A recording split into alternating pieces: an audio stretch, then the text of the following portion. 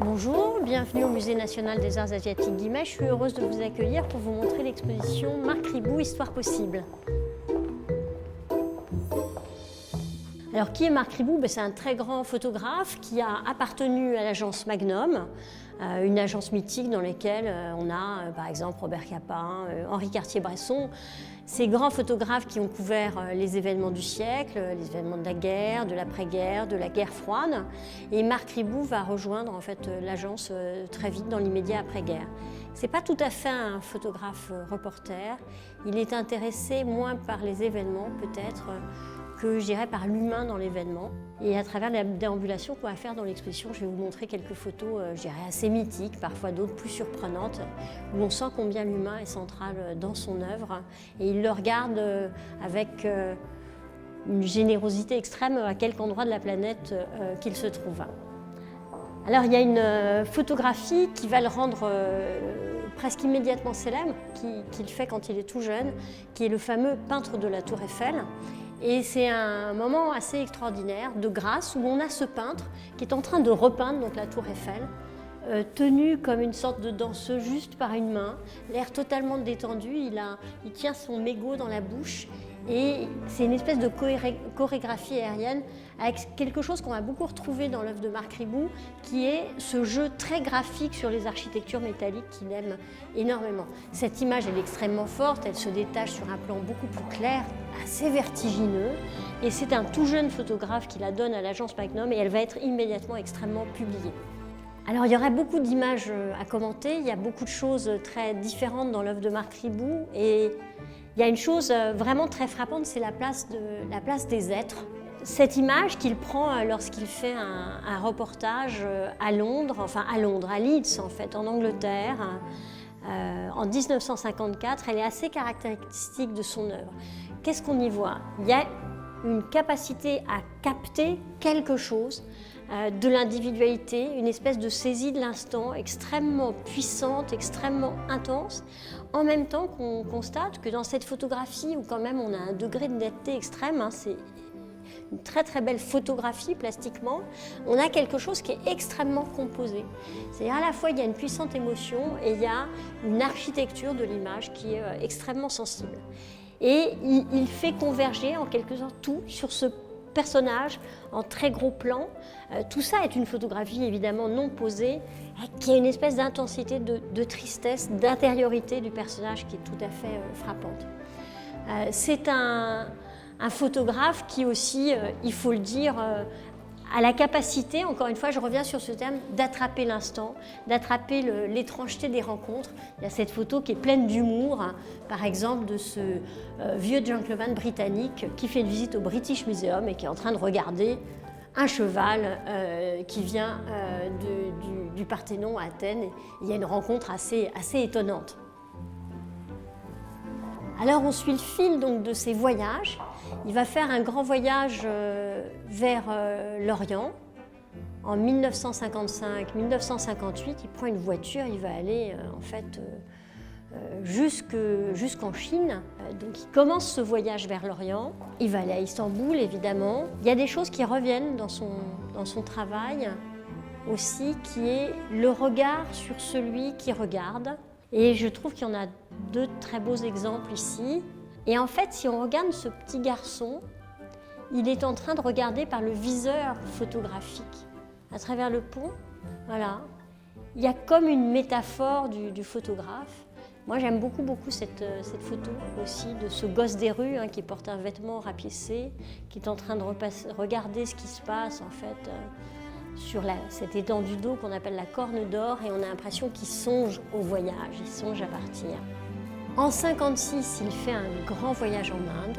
Il va d'abord découvrir l'Inde moderne, s'intéresser à une ville qui vient d'être construite par un architecte français, qui est Le Corbusier, qui construit la capitale du Pendjab, donc on est au nord de l'Inde, cette ville de Chandigarh assez extraordinaire. Ce qu'il y a de formidable dans cette photographie, qui est donc l'affiche de l'exposition, c'est la rencontre de l'Inde avec cet homme en turban, voilà, très beau, l'autre qui est enveloppé dans une sorte de linge blanc, et en même temps l'architecture extrêmement contemporaine, les jeux de diagonales très forts, donc toujours ce goût de la géométrie et de l'humain, ces images extrêmement construites. Ça va être un des photographes les plus présents en Chine, à une époque où on va assez peu en Chine. Là aussi, la saisie de ces personnages isolés en eux-mêmes, isolés dans le temps qu'ils traversent, sur une des grandes artères de Pékin. Et puis, toujours cette espèce de capacité à créer des images qui sont de tous les temps. Pour moi, une des très belles photos, peut-être pas une des plus célèbres, c'est celle-là. On est sur le Yangtze, donc un des grands fleuves de la Chine, le fleuve bleu. Et on a cette voile tout à fait rapiécée, cette jonque assez extraordinaire, qui a l'air aussi détruite et aussi abîmée que les architectures industrielles du fond. Et cette image, ça pourrait être presque une image de fin du monde, de réfugiés climatiques, dirait-on aujourd'hui. On peut la lire de plein de façons différentes. Ce premier long voyage en Orient, il va s'achever par le Japon. Dans les photos assez célèbres, il y a notamment évidemment ce qu'on appelle le rallye des photographes, où effectivement des foules de photographes vont photographier des jeunes élégantes japonaises, voilà, dans des positions assez invraisemblables. Et cette espèce de grappe humaine, elle crée une image très très surprenante. Alors il suit toute la période évidemment de la décolonisation, donc des indépendances. Et c'est quelqu'un qui accueille aussi la surprise. Ici, on est au Nigeria, en 1960. Et par erreur, en fait, il appuie mal sur son déclencheur. Et il y a deux photos qui se superposent sur son film. Hein, on est en argentique. Et ça crée une image assez extraordinaire, il faut dire. Et il garde cette image, en fait. C'est intéressant parce que ça nous rappelle aussi qu'en fait, le photographe, il compose son image, je dirais en partie comme un peintre, il la travaille, son image. On a oublié ça, nous, parce qu'on passe notre temps à faire des photos en appuyant sur nos téléphones portables, mais ça nous dit beaucoup de choses sur la fabrique de l'image. Il y a tous ces mouvements, évidemment, qui vont appuyer en particulier la fin de la guerre au Vietnam, et il couvre les manifestations qui ont lieu à Washington en 1967. Et il va réaliser là une série d'images qui vont amener à la publication d'une photo très célèbre, une jeune fille qui offre une fleur à des GI qui ont le même âge qu'elle en fait. Ce sont de tout jeunes gosses qui sont en face de cette jeune fille qui vient vers eux en tendant une fleur. Cette photo, elle va faire le tour du monde, elle va être absolument publiée partout, dans tous les journaux. La jeune fille à la fleur, c'est aussi une des images les plus célèbres de Marc Ribot. Alors on expose à la fois une planche contact, donc on n'est pas à l'époque du numérique évidemment, mais de la photographie argentique. On fait donc plusieurs en fait, images pour trouver la bonne image. Alors, l'indépendance du Vietnam, c'est aussi des scènes bien sûr de guerre. Il va couvrir en particulier la destruction de la ville de Hue.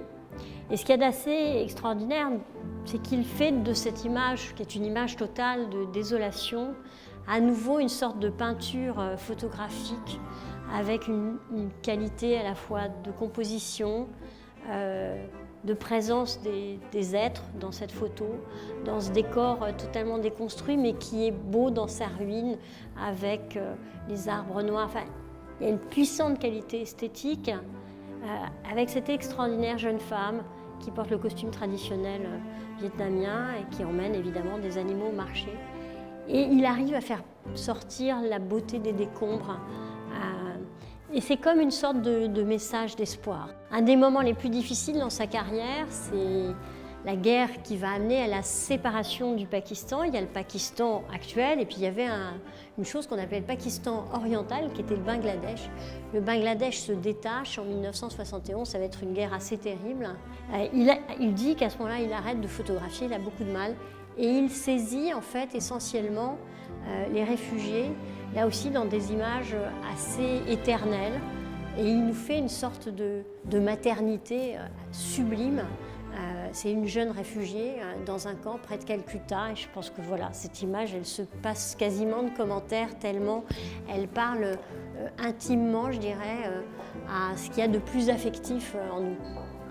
Il suit toute l'histoire de la Chine, il va suivre la révolution culturelle, le retour au champ. Voilà. On sent pour la première fois que le travail est vraiment une lourde contrainte. On sent pour la première fois un regard très dur. C'est assez exceptionnel dans son œuvre. Et puis il va aussi découvrir la Chine qui change, après la mort de Mao, je dirais pour le pire et pour le meilleur, l'arrivée de la société de consommation, avec des photos assez étonnantes prises dans un grand magasin à Shanghai. Voilà. Il y a tout à la fois. Donc il saisit tout ce mouvement de la Chine. C'est un livre d'histoire en images.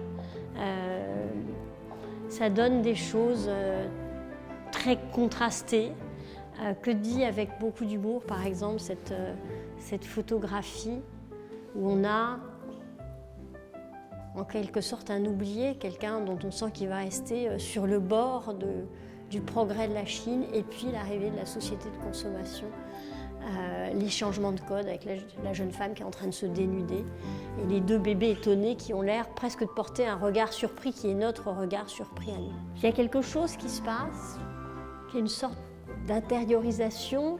Il va s'intéresser, je pense que c'est très notable, là, il ne photographie plus que le paysage dans une zone qui est très importante dans l'histoire de la culture chinoise, qui a beaucoup inspiré les peintres lettrés qui peignaient à l'encre. C'est une zone de montagne magnifique avec des écharpes de nuages qui s'appelle les Huangshan. Et il va aller photographier ça. Et c'est assez incroyable parce que ce sont des photographies couleurs. Et on est dans une telle subtilité de captation de ce qui est impossible à capter, du brouillard, des effets atmosphériques, etc. Qu'en fait, il arrive à saisir une immatérialité, je dirais, qui nous amène à rêver. Et il finit par composer des photographies comme un vieux peintre chinois. Donc évidemment, terminer sur ça, dans ce musée qui conserve des peintures chinoises, des peintures de paysages, c'est ramener aussi vers les collections du musée. Voilà, donc j'espère que cette visite vous aura donné envie de venir et on vous attend nombreux dès que nous aurons rouvert. Je vous souhaite une bonne année.